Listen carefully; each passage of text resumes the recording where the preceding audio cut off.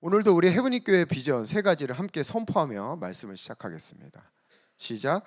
말씀과 성령과 삶이 일치되는 교회, 우리 서로 함께 사랑하며 변해가는 교회, 하나님의 지혜와 능력을 나타내는 킹덤 빌더를 세우는 교회. 오늘 말씀의 제목은 세상과 다르게 반응하는 자입니다. 오늘 말씀은 누가복음 6장 27절에서 35절까지인데요. 이 시간에 한 절씩 교독해 보겠습니다. 그러나 너희 듣는 자에게 내가 이르노니 너희 원수를 사랑하며 너희를 미워하는 자를 선대하며 너희를 저주하는 자를 위하여 축복하며 너희를 모욕하는 자를 위하여 기도하라. 너희의 입뺨을 치는 자에게 젖뺨도 돌려대며 내 겉옷을 빼앗는 자에게 속옷도 거절하지 말라. 내게 구하는 자에게 주며 내 것을 가져가는 자에게 다시 달라 하지 말며 남에게 대접을 받고자 하는 대로 너희도 남을 대접하라. 너희가 만일 너희를 사랑하는 자만을 사랑하면 칭찬받을 것이 무엇이냐? 죄인들도 사랑하는 자는 사랑하느니라. 너희가 만일 선대하는 자만을 선대하면 칭찬받을 것이 무엇이냐? 죄인들도 이렇게 하느니라. 너희가 받기를 바라고 사람들에게 구워주면 칭찬받을 것이 무엇이냐? 죄인들도 그만큼 받고자 하여 죄인에게 구워주느니라. 오직 너희는 원수를 사랑하고 선대하며 아무것도 바라지 말고 구워주라. 그리하면 너희 상이 클 것이요 또 지극히 높으신 이의 아들이 되리니 그는 은혜를 모르는 자와 악한 자에게도 인자하시니라. 네, 오늘 본문 말씀을 읽으면 일단 우리 마음이 너무 무거워집니다. 너무 무거워져요. 원수를 사랑하고 미워하는 자에게 선을 베풀고 저주하는 자를 축복하고 모욕하는 자를 위해서 기도하라. 진짜 꼭 이렇게까지 우리가 해야 되나? 예수 믿는 게 세상에서 호구로 사는 것도 아닌데 말이죠. 또 한편으로는 이런 생각도 들어요. 이건 말이 그럴 뿐이지 진짜로 꼭 우리가 지켜야 하는 그런 말씀은 아닐 거야. 뭔가 이 이면에는 다른 뜻이 있을 거야. 왜냐하면 어떻게 보면 이 말씀이 그만큼 우리에게 현실성이 없게 느껴지기 때문입니다. 여러분, 오늘 말씀을 보면 특별히 관계에 대해서 말하고 있어요. 그런데 그냥 관계가 아니라 원수, 나를 저주하는 자, 내 뺨을 때리는 자. 여러분, 내 뺨을 때린다는 게 뭡니까? 어떻게 보면 이건 그냥 감정적인 문제가 아닙니다. 실질적으로 나에게 해를 입히는 것을 말하는 거예요. 예를 들어서 이 말씀처럼 폭력에 해를 입힌다든지 아니면 금전적인 해를 입힌다든지 어쨌든 실질적인 해를 입히는 걸 말하는 겁니다. 그런데 이런 사람들을 용서하고 축복하고 내게 있는 것도 더 내어주라는 것은 이건 정말 말도 안 되게 어려운 요구를 하고 계신 것이 아닐까. 아니, 솔직하게 불가능한 것처럼 느껴집니다. 여러분, 더군다나 요즘 같은 세상, 우리 기성세대보다 여러분 같은 세대는 더욱더 그럴 거라고 생각해요. 여러분, 요즘은 자기 권리를 자기가 찾아먹지 못하는 사람이 바보예요. 그렇지 않습니까? 억울한 거 못 참고 나에게 해입히는 것은 어떻게 해서든 인터넷에 공론화해가지고 그 사람을 매장시키는 것이 요즘 사회 분위기 아닙니까? 여러분, 요즘의 세상에는 어떻게 보면 자기의 권리를 자기가 지키는 것이 똑똑한 사람입니다. 자, 그렇다면 예수님의 이 말씀은 단지 과거 시대의 상황만을 반영한 이 시대에는 맞지 않는 고리타분한 말씀일까? 지금 우리가 사는 이 시대에는 적용 불가능한 말씀일까? 여러분, 그러나 우리 모두가 인정하는 것처럼 하나님의 말씀은 어제나 오늘이나 영원토록 변치 않는 진리의 말씀임을 믿습니다. 여러분, 이것을 믿으십니까? 이 말씀은 지금 이 순간을 살아가는 바로 우리에게 주신 말씀이라는 거예요. 여러분, 그렇다면 오늘 이 말씀이 우리에게 주시는 메시지는 무엇일까? 먼저 이 말씀을 통하여 우리가 몇 가지 진리에 대해서 인정하고 시작하기를 원합니다. 자, 첫 번째, 이 말씀을 통해서 알 수 있는 것은 우리가 예수를 믿어도 우리에게 얼마든지 원수도 생길 수 있고 저주하는 사람도 생길 수 있고 우리에게 실질적인 해를 입히는 사람도 생길 수 있음을 인정해야 합니다. 즉 하나님의 자녀에게도 어려움과 고난, 갈등 상황이 있음을 인정해야 된다는 거예요. 여러분 오늘 말씀 27절은 이렇게 시작하고 있습니다. 너희 듣는 자에게 내가 이르노니. 새 번역에는 이렇게 말씀하고 계세요. 내 말을 듣고 있는 너에게 내가 말한다. 여러분 그렇다면 지금 이 말을 듣고 있는 자들이 누구인가? 바로 제자들입니다. 제자들. 여러분 누가복음 6장 20절을 보면 이렇게 말씀하고 계세요. 이렇게 시작하고 계십니다. 예수께서 눈을 들어 제자들을 보시고 이르시되. 바로 제자들에게 말씀하시는 거예요. 여러분 예수를 믿는 우리 모두의 마음 깊은 곳에는 사실 은근한 기대가 있어요. 은근한 기대. 우리가 예수를 믿기 때문에 하나님께서 우리를 지켜주시고 보호하사 문제없이 평탄한 삶, 부족함 없는 삶, 갈등 없는 삶, 적어도 세상 사람보다는 조금 더 나은 삶, 하나님께서 우리와 함께 하시기 때문에 하나님께서 이렇게 인도하실 거라는 은근한 기대가 있는 것입니다. 여러분 그러나 이게 사실일까요? 여러분 우리가 예수를 믿으면 다른 사람과 갈등이 없습니까? 여러분 예수 믿으면 부부싸움 안 하세요? 저희만 하는 건가요? 여러분 예수님 믿으면 모든 것이 다 잘 됩니까? 우리의 상황과 환경이 하나님이 역사하심으로 말미암아 착착 열립니까? 아닙니다. 그렇지 않아요. 우리는 먼저 이것을 인정해야 합니다. 우리가 이 세상에서 하나님의 자녀로 살아가는 동안에 우리에게도 똑같이 갈등도 있고 부족함도 있고 삶의 문제도 생긴다는 것을 인정해야 돼요. 만약 이것을 인정하지 않으면 어떻게 됩니까? 우리의 상황과 환경 또 다른 사람과의 관계, 그 갈등 상황에 따라서 우리의 신앙이 요동치게 되는 거예요. 업앤다운하게 되는 것입니다. 모든 것이 잘 되고 관계가 문제없고 하나님께서 그때는 하나님께서 함께 하시는 것 같아요. 은혜가 충만해요. 감사해요. 그런데 잘 안 되고 힘들고 관계에 문제 생길 때는 어떻게 돼요? 하나님이 어디 계셨냐고 원망하게 되고 하나님을 떠나는 삶을 살 수밖에는 없다는 것입니다. 여러분 얼마나 많은 사람이 교회 내의 갈등 때문에 교회를 떠납니까? 정말 너무나 안타깝고 어리석은 얘기예요. 예수를 믿어도 갈등이 있는 것입니다. 여러분 이것을 인정하십시오. 여러분 예수를 믿기 때문에 이 땅에서 꽃길만을 걷기를 원하십니까? 여러분 지금부터 이 생각을 포기하시길 바랍니다. 그 기대를 포기하십시오. 여러분 이것은 마치 결혼과 같아요. 결혼하기 전에는 인생에 행복한 꽃길만이 펼쳐질 것 같죠. 할렐루야.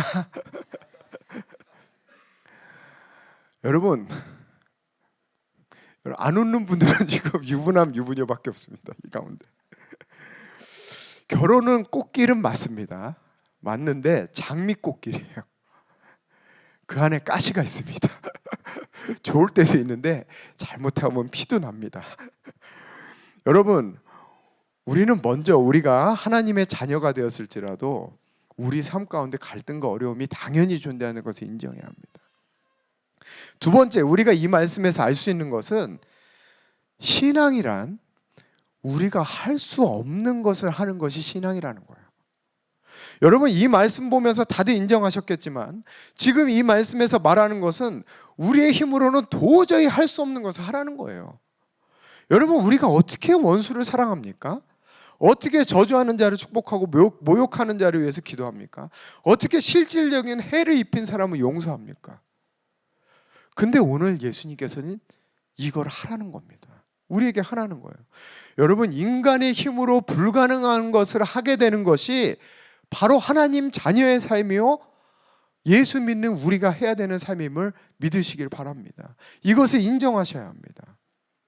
자, 그럼 왜 하나님께서는 이렇게 불가능한 일을 우리에게 하라고 말씀하시는 것일까? 우리가 이렇게 못하는 것을 뻔히 알면서도 그렇게 말씀하신 이유가 무엇일까?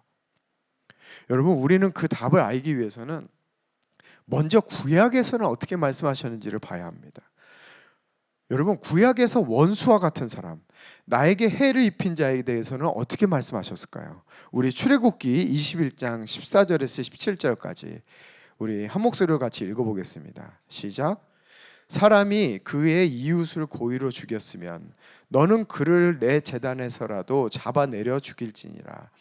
자기 아버지나 어머니를 치는 자는 반드시 죽일지니라.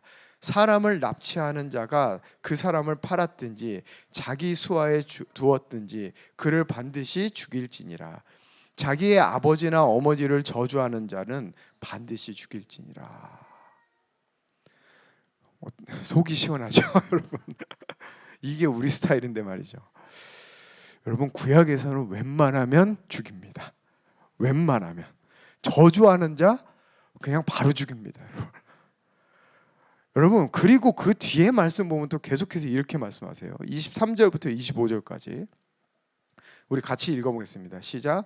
그러나 다른 해가 있으면 갑대 생명은 생명으로, 눈은 눈으로, 이는 이로, 손은 손으로, 발은 발로, 된 것은 된 것으로, 상하게 한 것은 상함으로, 때린 것은 때림으로 갚을지니라. 여러분, 이게 무슨 말씀이에요? 한마디로 네가 당한 대로 그대로 갚아주라는 겁니다. 네가 당한 대로. 여러분, 어떻습니까? 이 말씀 보니까 오늘 누가복음 말씀과 너무나 달라요. 너무나 다릅니다. 여러분, 구약 시대에는 원수가 한 일에 대해서 똑같이 갚아주는 것이 공이었어요. 이것은 오늘날의 우리가 말하는, 이 세상에서 말하는 공의와 같습니다. 그러나 누가복음에서는 어떻게 말씀하십니까? 원수가 우리에게 해를 입힌 것에 대해서 그대로 갚지 말고 사랑하고 선대하라, 이렇게 말씀하시는 겁니다.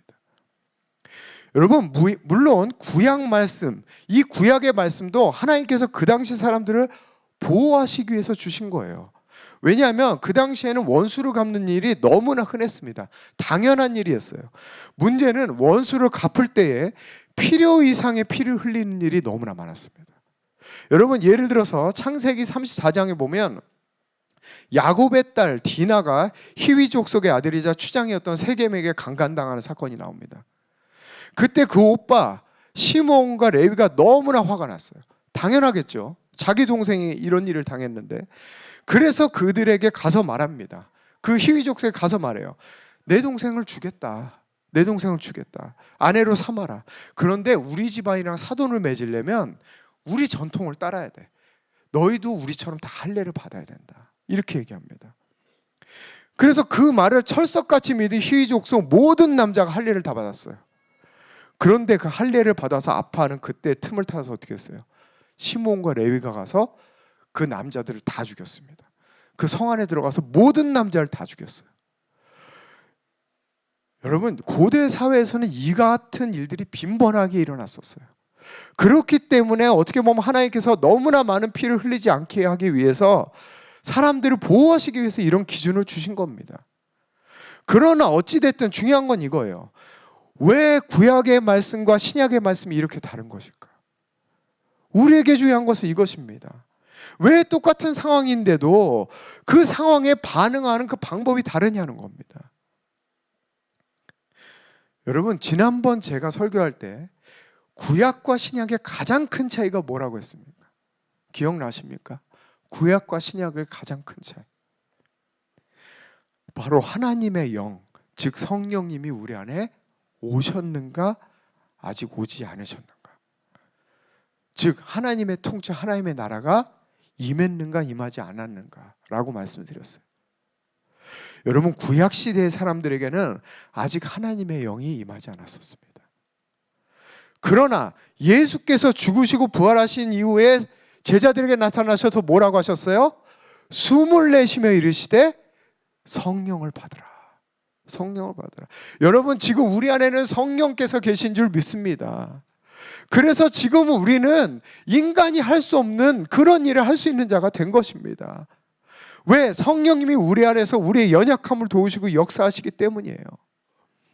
이것이 바로 보혜사라는 뜻입니다. 우리가 보혜사 성령님이라고 하잖아요. 여러분, 이제는 더 이상 우리는 우리의 힘으로 사는 자가 아닙니다. 우리 안에 계신 그리스도께서 우리를 통해서 사시는 그 삶을 살게 되었기 때문이에요. 그리스도의 영, 성령께서 우리를 통해서 일하시기 때문에 우리는 인간이 할 수 없는 그 일을 할 수 있는 존재가 된 것입니다. 여러분, 이 말씀을 한마디로 정리하면 이렇게 말할 수 있어요. 하나님의 자녀의 삶이란 상황과 환경에 인간적인 반응을 하며 살아가는 삶이 아니라 우리 안에 오신 성령님이 주시는 마음으로 반응하며 살아가는 삶이다. 이렇게 정리할 수 있어요.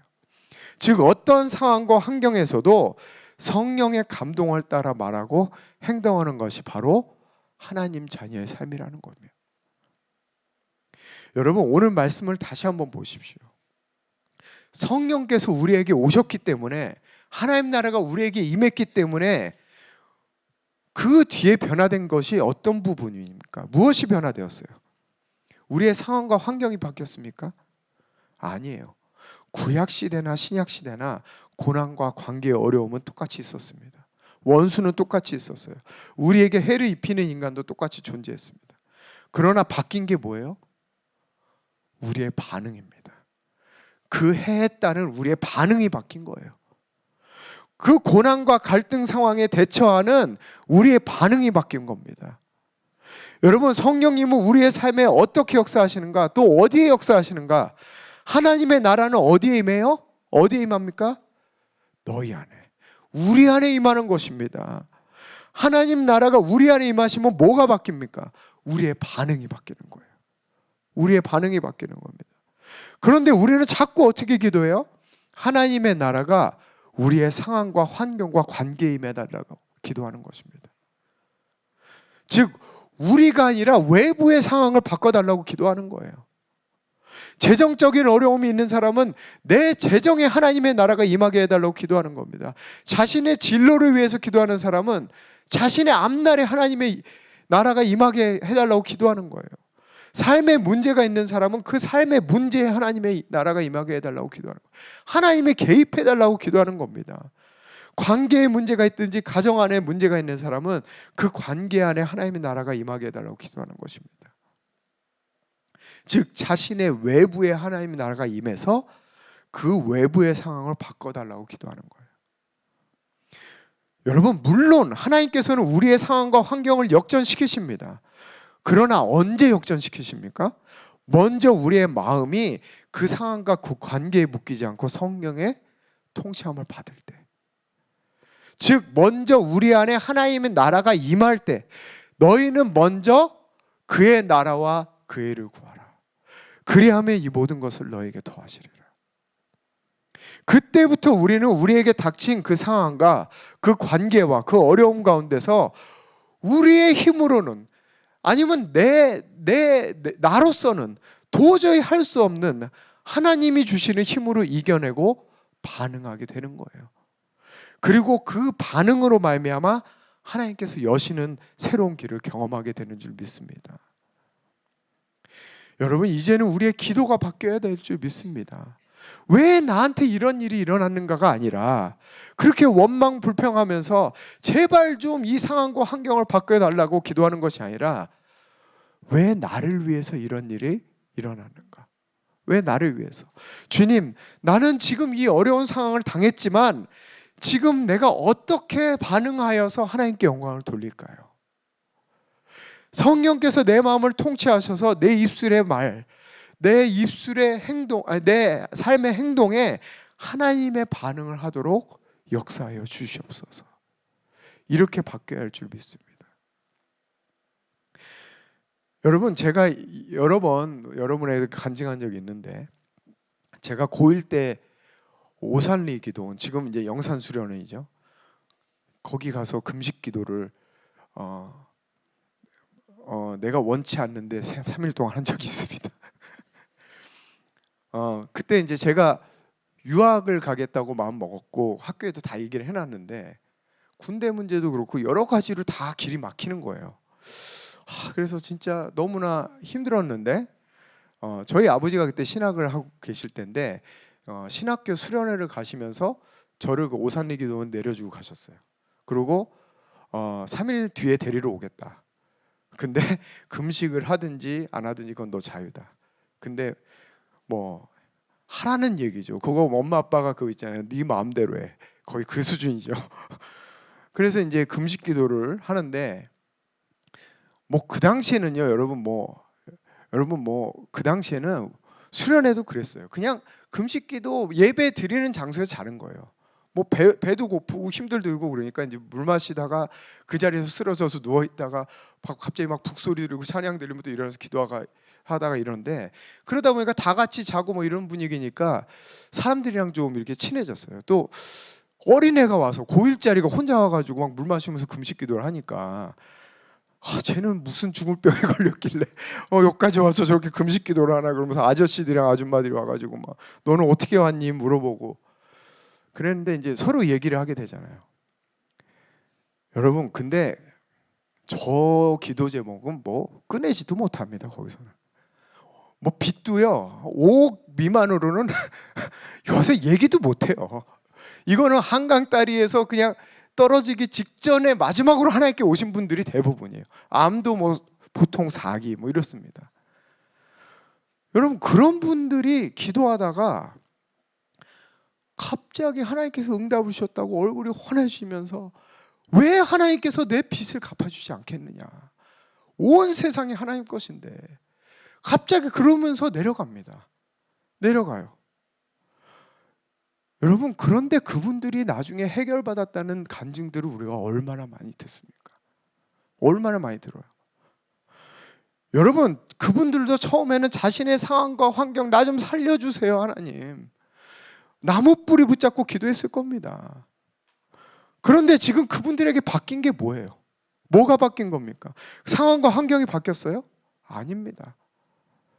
그 마음이 바뀐 거예요. 그 상황과 환경을 바라보는 그들의 반응이 바뀐 것입니다. 그 관점이 바뀐 거예요. 그런데 그때부터 하나님이 역사하시는 통로가 열리게 되고, 하나님께서 그 놀랍게 역사하셔서 그런 간증들을 우리가 듣게 되는 것입니다. 여러분, 다시 한번, 하나님의 나라는 어디에 임합니까?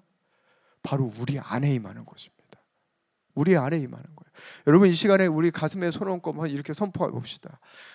하나님 나라가 내 안에 임했습니다. 아멘. 여러분, 그때부터 오늘 말씀처럼 우리의 힘으로는 할 수 없는 그 일을 우리는 반응하며 살아가는 존재가 되는 것입니다. 여러분, 그래서 32절부터 34절을 보면 이렇게 말씀하세요. 너희가 만일 너희를 사랑하는 자만을 사랑하면 칭찬받을 것이 무엇이냐, 죄인들도 사랑하는 자는 사랑하느니라. 너희가 만일 선대하는 자만을 선대하면 칭찬받을 것이 무엇이냐, 죄인들도 이렇게 하느니라. 너희가 받기를 바라고 사람들에게 구워주면 칭찬받을 것이 무엇이냐, 죄인들도 그만큼 받고자 하여 죄인에게 구워주니라. 여러분, 이게 무슨 말입니까? 한마디로 말하면 성령 받은 너희들은 세상 사람과 다르게 반응하라는 거예요. 다르게 반응하라. 너희가 똑같이 그들과 반응하면 너희가 다른 것이 무엇이냐, 이 말입니다. 여러분, 또한 하나님께서는 우리가 성령님을 통하여 하는 그 반응을 카운트하시는 거예요. 여러분, 훗날에 우리가 하나님 앞에서 섰을 때 하나님께서 우리에게 무엇을 보시고 우리에게 상을 주실까요? 우리 35절 다시 한번 같이 읽어보겠습니다. 시작. 오직 너희는 원수를 사랑하고 선대하며 아무것도 바라지 말고 구워주라. 그리하면 너희 상이 클 것이요 또 지극히 높으신 이의 아들이 되리니 그는 은혜를 모르는 자와 악한 자에게도 인자하시니라. 여러분, 하나님께서 우리의 인생에서 무엇을 카운트하실까요? 무엇을 보실까요? 성경을 몇 번 통독했고, 하루에 기도를 몇 시간 했고, 내가 봉사를 얼마나 했는데, 여러분, 하나님 그런 거 인정하지 않으십니다. 그런 거 인정하지 않으세요.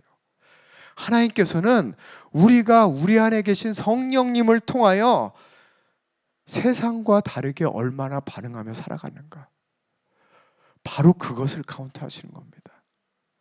그것으로 말미암아 우리에게 상을 주시는 거예요. 여러분, 이것을 다른 말로 하면 우리가 어떻게 표현할 수 있어요? 우리가 하나님을 얼마나 나타냈는가입니다. 이게 바로 하나님을 나타낸다는 뜻이에요. 이것이 바로 우리 교회에서만 쓰는 표현이죠. 하나님을 얼마나 나타냈는가. 또한 여기서 지극히 높으신 아들이 된다, 이게 무슨 뜻이에요? 우리 다 하나님의 아들 아닙니까? 하나님의 자녀 아니에요? 그런데 우리 로마서 8장 14절을 보겠습니다. 무릇 하나님의 영으로 인도함 받는 사람은 곧 하나님의 아들이라. 여러분, 우리 안에 하나님의 영이 계시기만 하고 그 영의 인도함을 받지 못한다면 그것은 하나님의 아들이 아닙니다. 하나님 자녀가 아니에요.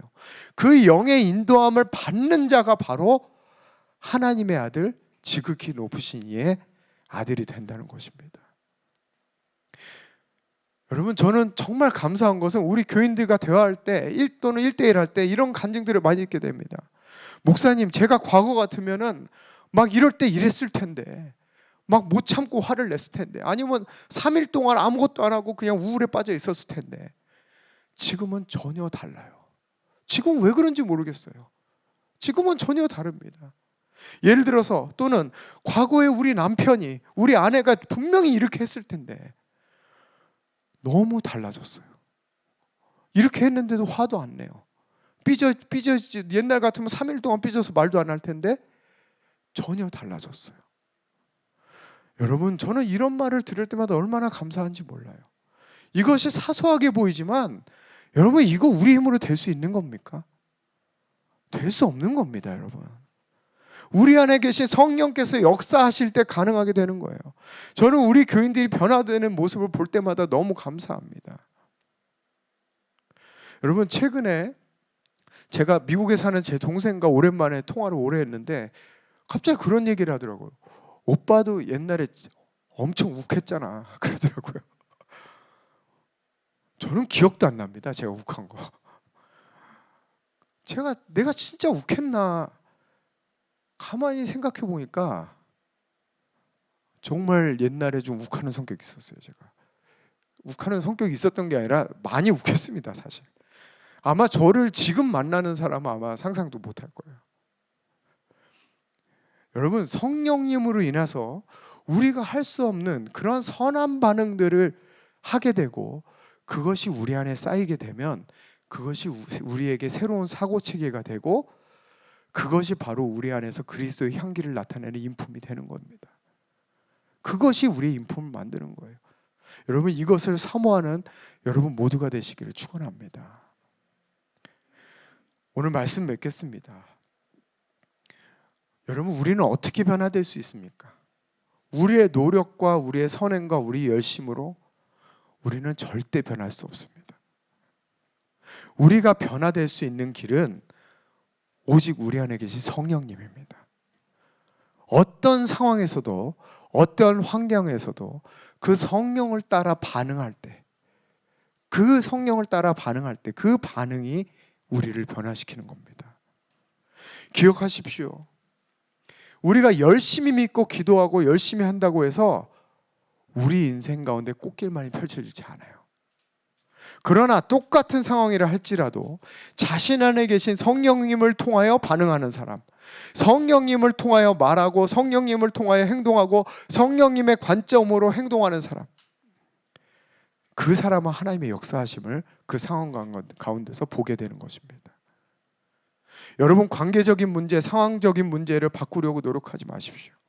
그 이전에 먼저 여러분을 바꾸십시오. 여러분의 마음을 바꾸십시오. 성령님을 의지하십시오. 그때 하나님의 역사를 경험하게 될 것입니다. 여러분, 우리 교회의 두 번째 비전이 무엇입니까? 우리 서로 함께 사랑하며 변해가는 교회입니다. 여러분, 지금 여러분의 모습은 중요하지 않아요. 그러나 날마다 조금씩이라도 변하지 않는 사람은 하나님의 자녀가 아닙니다. 여러분, 성령께서 이끌어 가시는 이 헤븐리 교회 안에서 우리 모두 함께 변해갑시다. 우리 서로가 변해가는 그 모습을 보고 우리가 좀 서로를 통해서 은혜를 받았으면 좋겠어요. 저 사람 진짜 옛날에는 저랬는데 어떻게 진짜 저렇게 변할 수 있을까? 얼마나 감사합니까? 우리 옆 사람 보면서 다시 한번 이렇게 선포해 봅시다. 당신 보니까 진짜 하나님이 살아계시네요.